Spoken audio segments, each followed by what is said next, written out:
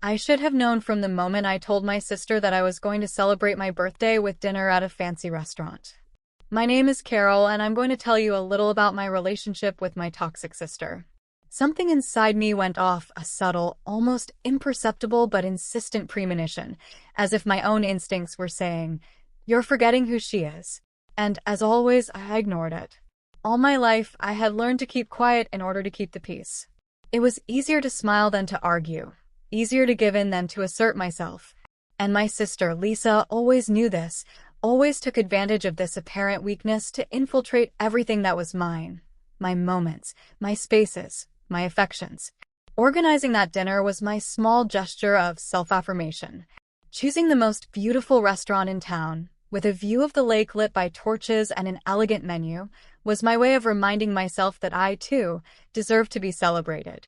I, who had always been in the background, who had been the babysitter for my nephews, the late-night counselor, the listener to my mother's outbursts, and more than once the silent financier of problems I didn't create.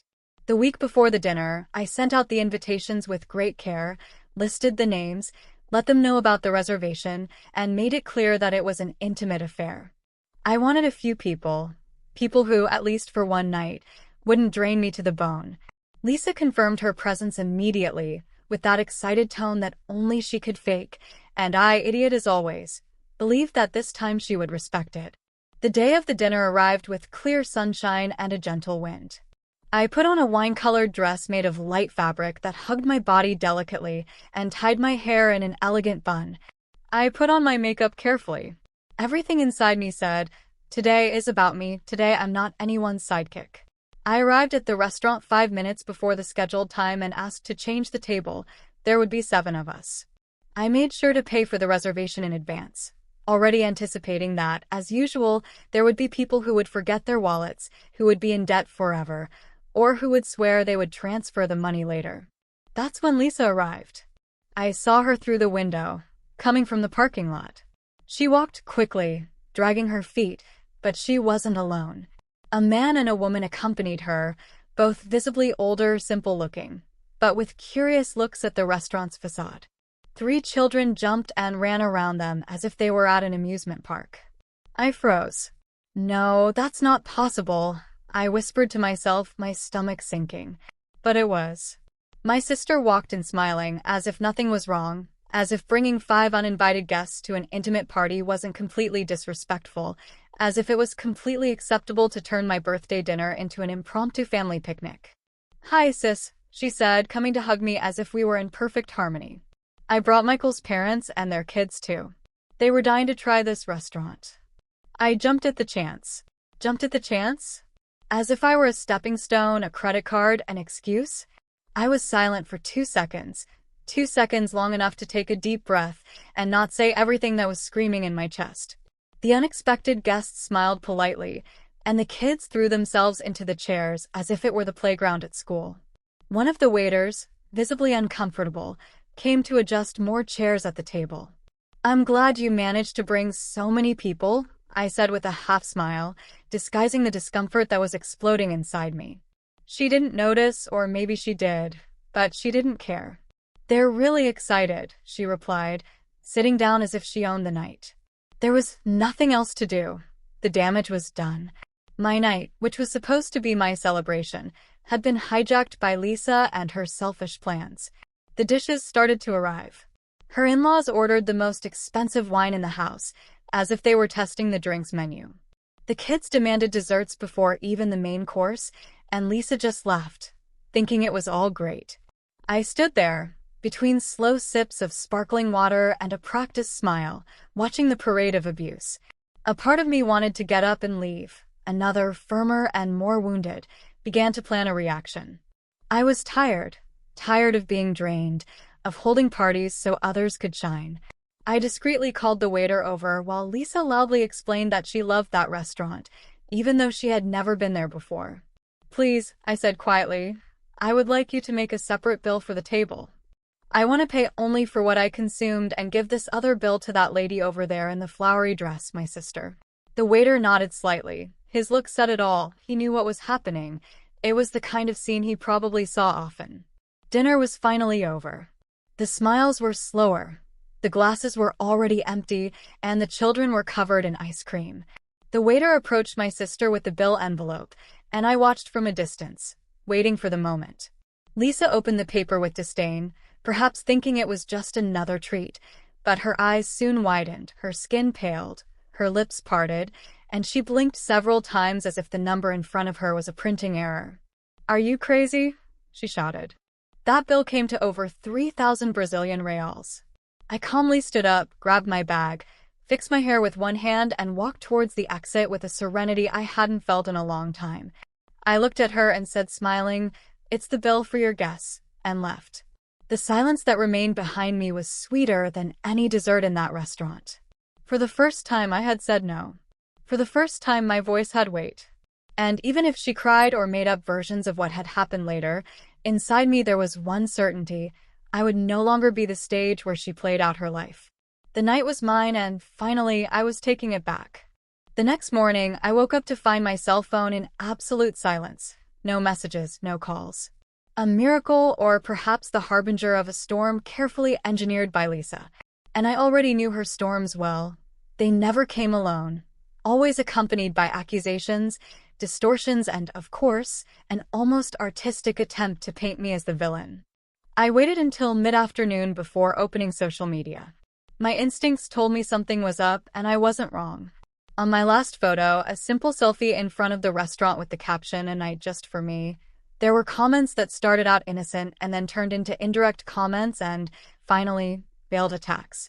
"Some people forget the value of family," wrote a cousin who barely spoke to me but who had definitely received Lisa's crying audio.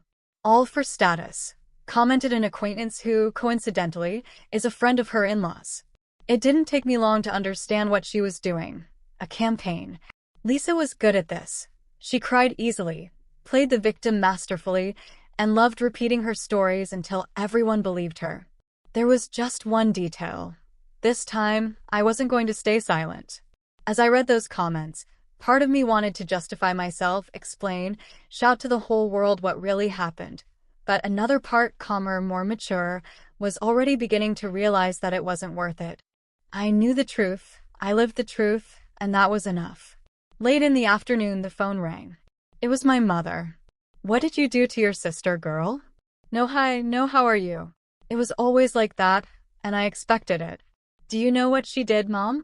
I answered calmly, even though my blood was boiling inside. "She took 5 people I didn't invite to my birthday party. She thought I would pay for everything." "I didn't pay for it, but did I need to humiliate her like that? Pay only her share? What did you want to prove?" I sighed. That no longer surprised me.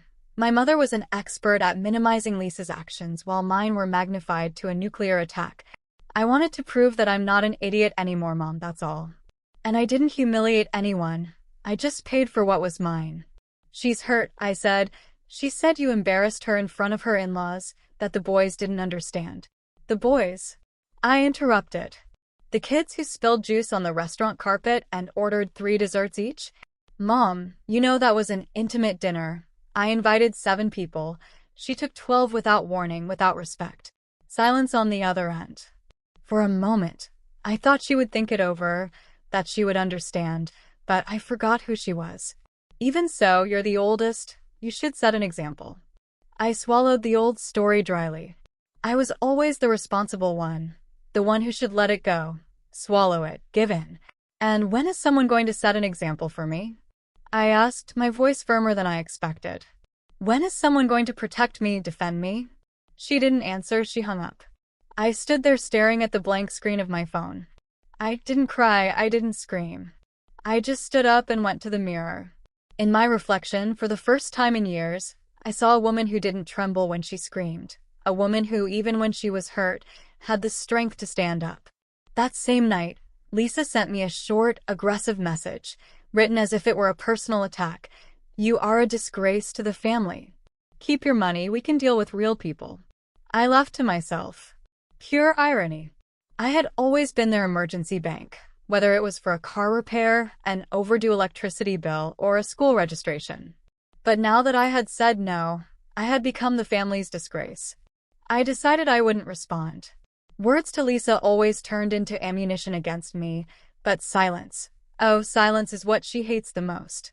Lisa needs an audience. She needs a reaction. She needs to know she has control, and my silence would be the most painful of all cuts. In the following days, the rumors spread. Some people I considered close to me began to distance themselves, while others, more sincere, discreetly sought me out to find out the truth. I told them everything calmly, without drama. The truth is simple. It doesn't need embellishments. Meanwhile, my sister made a point of showing off, posting photos of her in-laws smiling, her children playing, and captions that taught about overcoming and false beginnings, as if she were the heroine of a poorly written soap opera. I watched from a distance, without getting involved. There was something liberating about watching the show without taking part in it. A week later, I received an email from the restaurant management. The bill, as it had been split, was still outstanding. Lisa had left the place claiming problems with her card, and, up until that moment, she hadn't paid. I took a deep breath and responded with the receipts for what I had paid, asked them to contact her directly, and made sure to make it clear in writing that my share had been paid on the night of the event. That was the last straw. The next day she called. I didn't answer. Then came the messages. You want to screw me over, don't you? Are you really going to tarnish my name over a dinner bill? You're sick, you need help. Yes, Lisa, I needed help. I've needed it my whole life. Help to understand why you always thought you could use me. Help to endure the years of feeling like a deadbeat while you defended me even in my worst mistakes. Help to remind me that I was worth something too. And now, finally, I was helping myself. I didn't respond to any of the messages, but I wrote them down, took screenshots, saved every word as a reminder. No matter how much I try to reverse the roles, I know who I am, and this time I won't bow down. That weekend, I walked alone through the park. The sky was cloudy, and the wind carried the smell of wet earth. I stopped in front of an old tree that had withstood the test of time, even with its twisted trunk and cracked bark. I felt that there was something of me in that tree, fragile at first glance, but resistant in essence. And there, alone, I understood. My victory was still far away, but I was already on the path. For the first time, I was no longer a hostage to my sister's wishes. For the first time, I was learning to choose myself. The weeks that followed were a cruel test of emotional endurance. My name was circulated from mouth to mouth and on screens as if I had committed a crime. The story of the dinner, distorted, edited, dramatized to Lisa's liking, had spread like wildfire. She took it upon herself to spread the narrative that I, a bitter and selfish sister, had embarrassed her in front of her in-laws, traumatized the children, and caused an irreparable family rift out of pure vanity. I read the stories that came to me from third parties and felt sick, not because of the lie itself, but because I realized that people accepted her version so easily, as if there was something about me that they wanted to hate, as if I, by being quiet for so long, had never earned the right to defend myself. There was a pattern, after all.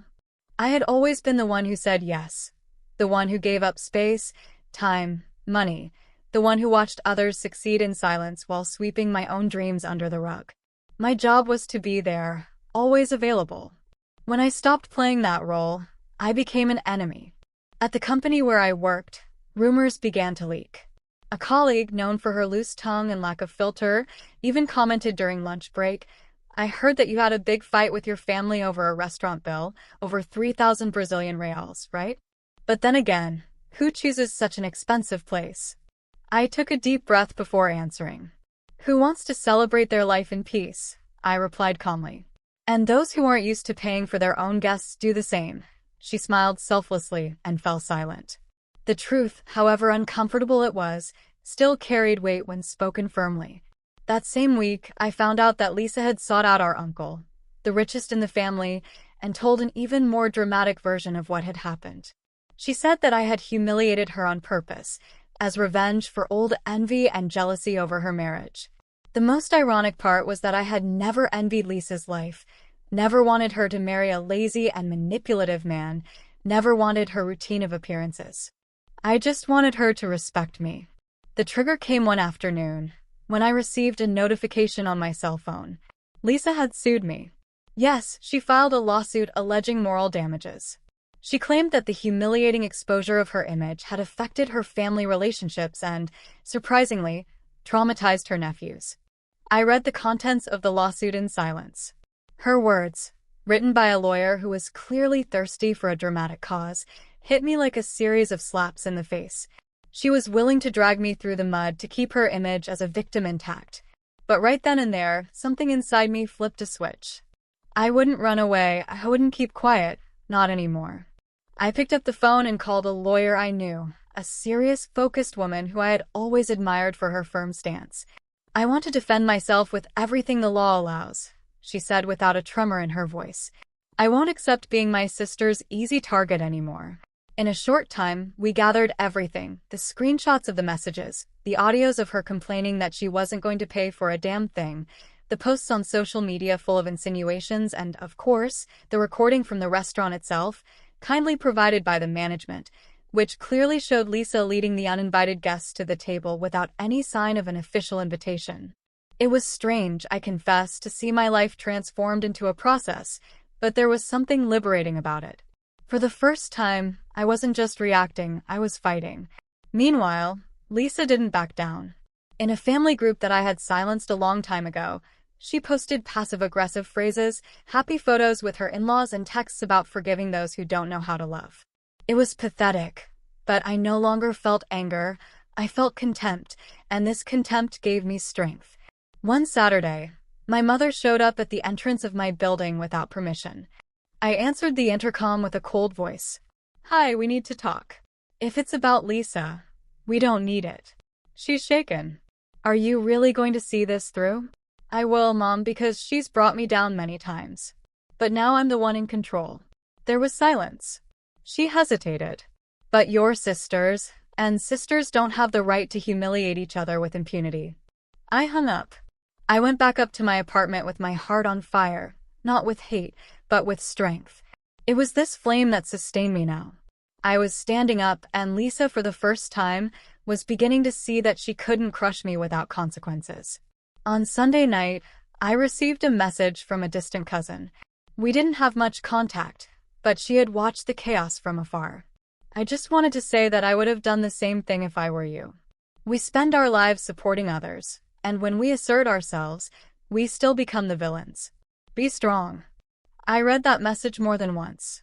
It was simple, short, but it was like an unexpected hug in the midst of chaos. On Monday, my lawyer told me that the judge had requested a conciliation hearing. This would be our chance to present our evidence and, if Lisa insisted, go to trial. I knew she wouldn't back down. It wasn't in her nature to admit mistakes, and the more she was confronted, the more aggressive she became. I braced myself. I went to the salon, got my nails done, and bought a new blouse, not because I wanted to impress, but because I wanted to look in the mirror and remember that, even in the midst of the battle, I was still worthy of care, of beauty, of respect. The day before the hearing, Lisa tried another trick. She sent her husband to find me. Michael showed up at my work as if he had come on a mission of peace. I was shocked to see him standing there in the reception area, with the nerve that only someone accustomed to living off others could have. "Can we talk?" he said, trying to sound friendly. "If it's about the lawsuit, talk to my lawyer. She's nervous, she's taking medication, she's been crying at night." I crossed my arms and took a deep breath. She should have thought about that before exposing me, lying, using my celebration to promote herself. You know how she is. "I know, and that's exactly why I won't back down." He tried to say a few more words, but I had already turned my back. I left him talking to himself right there, in front of the curious eyes of his colleagues. For the first time, I was building my own narrative, and like it or not, this time I was the protagonist. On the morning of the hearing, I woke up before my alarm clock even went off. The sky was still dark, and the city seemed asleep, but inside me there was a whirlwind. I felt like I was going to the front lines of a war that I didn't start, but that I now needed to finish. I dressed in a discreet but impeccable outfit, black tailored pants, a long-sleeved navy blue blouse, and my hair tied in a tight bun. I wanted to look exactly how I felt, solid, unbreakable, with no room for doubt. My lawyer met me at the entrance to the courthouse. She was as calm as ever, but when she saw me, she placed a hand lightly on my shoulder. "You're about to do something that many people spend their entire lives avoiding," she said. "Defending yourself against your own family takes more courage than any battle with strangers." I nodded silently. There was no room for sentimentality, not that day. We entered the conciliation room. Lisa was already there, sitting next to the lawyer, her expression falsely serene, but her eyes didn't lie. She was furious that I hadn't backed down. Her victim pose was intact, but there was something tense in the way she clasped her hands in her lap, as if she expected me to apologize at any moment, to go back to being the quiet, helpful sister I had been before. The judge entered, and the hearing began. Lisa was the first to speak, as the plaintiff. She repeated the same litany she had been spreading for weeks, that I had publicly embarrassed her, that I had caused emotional harm to her children, that I had damaged her image in front of her husband's family, that the night at the restaurant had been an unprecedented humiliation. As she spoke, my eyes never left hers. It wasn't anger that I felt. It was the bitter pain of finally accepting that my sister had never seen me as an equal, only as an extension of her will. When it was my turn to speak, I took a deep breath and stood up. My hands were shaking inside, but my body remained firm. Your Honor, I began. What my sister calls humiliation was simply a red line she had never heard before. I had arranged an intimate celebration with hand-picked guests. She brought 5 guests without telling me. During dinner, her in-laws ordered the most expensive wine in the restaurant. The children ordered desserts before the main course, all assuming I would pay for them all. When I asked to split the bills, I paid only my share, nothing more. There was no yelling or insults, just a gesture of respect for myself that my sister interpreted as aggression. I pointed to the laptop screen where my lawyer was showing the video from the restaurant. This is the record of the evening, proof that there was no spectacle. There was just an enough. The judge watched the video carefully, watching Lisa trying to explain to her in-laws where to sit, asking for extra children's menus, laughing with the waiters as if they were at a banquet hosted by a generous hostess, a hostess she had never consulted. My lawyer also presented the screenshots of the aggressive messages Lisa had sent me, with offensive words and threats, as well as the email from the restaurant confirming that she had left without paying the bill. Lisa's eyes widened. She didn't expect me to have kept everything. She had always bet on my omission, on my tendency to forget and move on. But there, in front of the judge, she realized that something had changed in me and that that version of me would not return. The judge, with a neutral expression, suggested a deal. The defendant has enough evidence to counter accusation, evidence that is more damaging to both parties. Lisa looked at the lawyer, who nodded as if to say, "Do whatever you want." They were offering the benefit of the doubt, to give in. But I just said, I won't accept a deal. I want it to be on the record, for the first time. I want the truth to be officially recorded. Her lawyer whispered in her ear. She hesitated, huffed, crossed her arms. The farce was beginning to fall apart.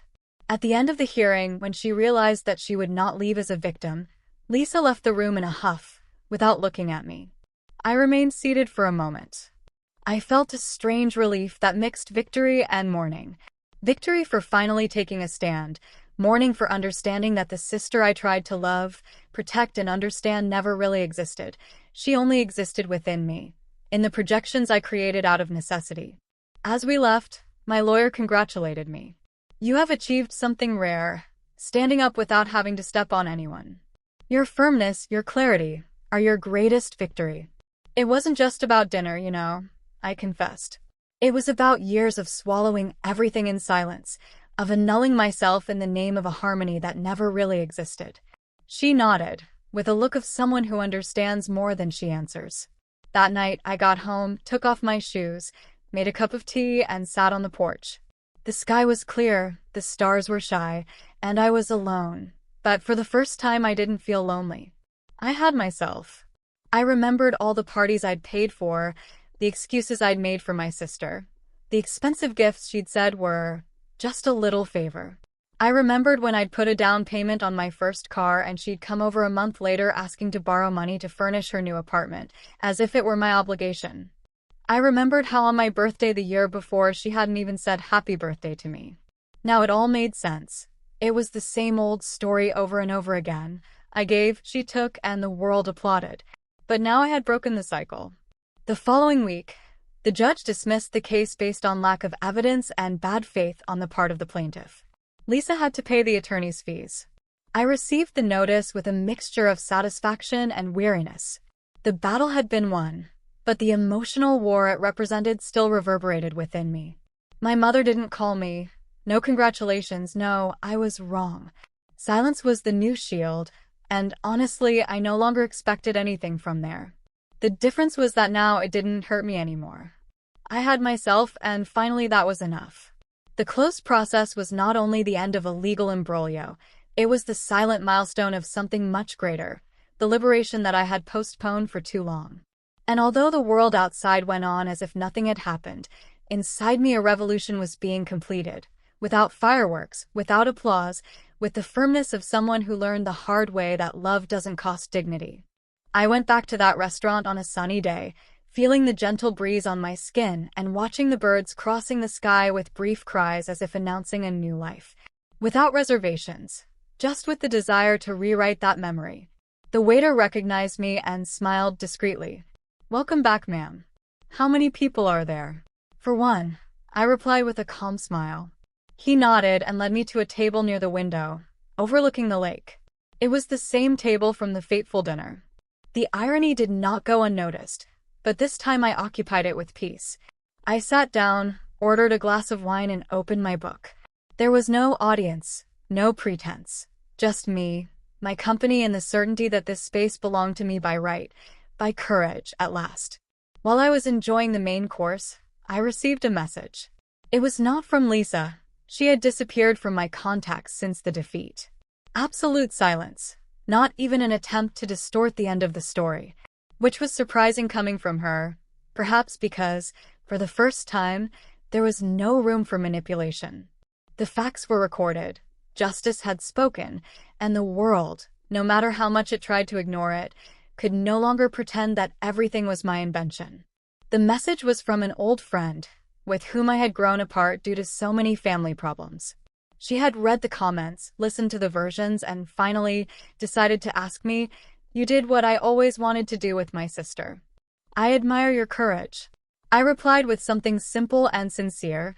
It wasn't courage, it was necessity. One day we get tired of accepting crumbs. And that was it, tiredness, exhaustion.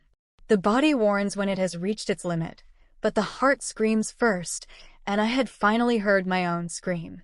After lunch, I walked along the boardwalk around the lake. Couples smiled, elderly people fed ducks, children ran around with ice cream in their hands. The world went on, and I finally felt that it was going on too. In the days that followed, I reorganized my life, cleaned out my contacts, removed old photos from the walls, and donated clothes that reminded me of versions of myself that no longer existed. It was like undoing an old nest, built of dry branches and rotten memories, so that something new could be born there. I also moved to a small, cozy apartment, just mine. Every plant in the right corner, every book on the right shelf, nothing out of place. A home built with silence, my own choices and peace, the kind that no one could steal.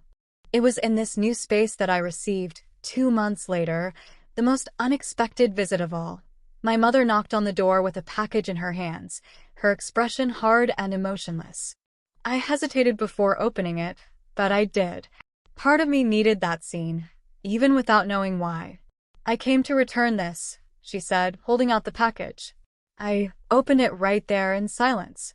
It was a photo frame with a photo of us, mine, hers, and Lisa when we were little. An old photo, faded, but that still bore false eternal smiles. "I don't want this in the house anymore. Lisa can't stand to look at it," she said, as if she were punishing me by returning it. "I think it's better this way. Neither of us is the same as in the photo anymore."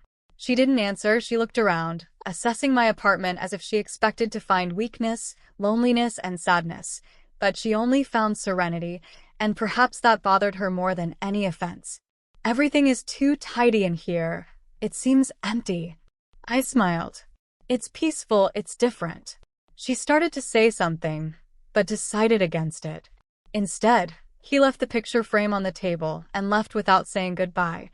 I didn't follow. I closed the door gently, stared at the object for a few moments before taking it out of the frame and tearing the photo, without anger, without drama. It was just the end of a story that no longer needed to take up space on the shelf of life. The following week, I followed the routine with more vigor. I started going out more, cultivating old friendships and investing in myself. Courses, books, small trips that filled me with meaning. I started planning for the first time my next birthday. This time, in a different place, a space reserved only for my name, a closed list, no surprises. And then, on one of those afternoons when everything finally seemed to be in order, I received a call from an unknown number. I answered. "Hello, are you the one who organized that dinner at Saphira's?" A formal male voice on the other end. "Yes, it's me. Why?" "This is the restaurant management. One of our waiters told the team about the incident, and we would like to invite you for an interview. We are putting together a campaign about customers who face challenging situations with grace. Your story impressed us." I laughed in surprise. "Excuse me, but how did you find out about this?" "Someone mentioned it on social media. The way you handled everything was admirable. If you accept, we can schedule it for next week. It will be something small, but symbolic." I thought for a few seconds before answering. "Yes, I accept, you can schedule it." The following week, I went to the restaurant and gave my short interview. I talked about limits, about the right to say no, about how freeing yourself is not selfishness, it is survival. I left there feeling lighter than when I arrived. A few days later, the publication went live, and there, among so many stories of emotional overcoming, was mine, without a full name, without a face, just the story told with dignity, without revenge. Lisa saw it, I knew, because she sent a short, dry message. "Congratulations, you're now a celebrity." I smiled when I read it, but didn't reply. She still hoped to hurt me, even after everything.